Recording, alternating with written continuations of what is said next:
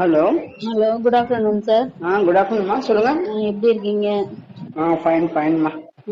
Hot drinks குடிச்சிட்டு இருக்கீங்களா? சாப்பிட்டு கொடுத்துட்டு தான் இருக்கோம்மா. அது ஓகேங்க. எங்க ஆக்சுவலி ஹஸ்பண்டுக்கு தான், நான் லேடி தான் பேசுறேன். ஓகே. லேடிங்க. ஆமா ஆமா, ஜெயக்குமார் சார், மிஸ்ஸஸ் பேசுறேன்.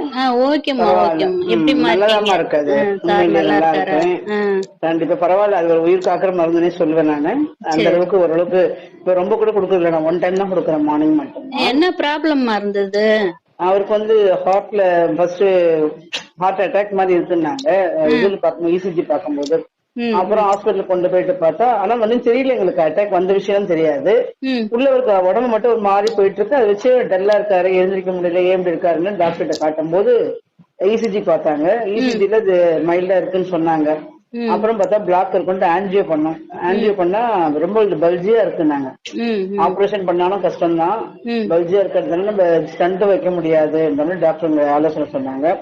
அப்புறம் தான் அவங்க திரும்பி மறுபடியும் என்ன பண்ணாங்க, பேமெண்ட்டுக்காக ஆபரேஷன் பண்றோம்னு சொன்னாங்க. நீங்க சைன் பண்ணுங்க மேடம், பண்ணிக்கலாம்னா எனக்கு பயமா இருந்தது. ஏன்னா இங்க சொல்றாங்க ரிஸ்க்ன்றாங்க.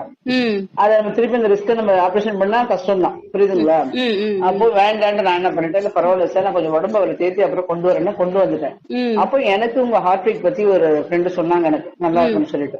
அப்பதான் சார் கால் பண்ணி பேசும்போது அவர், இல்ல மேம் இது கொடுங்க, ஹார்ட் பல்ஜி கொடுங்க, நல்லா கேட்கும், ஒன்னு ஸ்ட்ராங் கொடுக்கும், பயமும் கிடையாது. நீங்க அதுதான் 3 டைம்ஸ் கொடுப்பேன் முன்னெல்லாம்.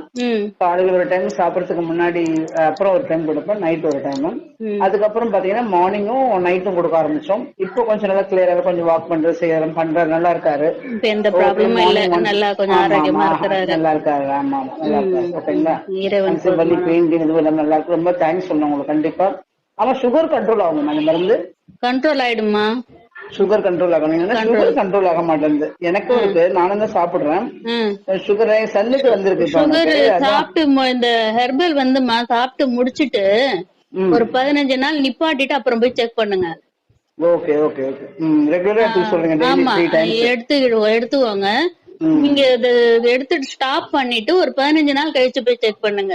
ஓகே ஓகே, சரி. சுத்தமா ஸ்டாப் பண்ணிடணும் இந்த ஹெர்பலை, ஹார்ட் பீட்டை. அப்புறமா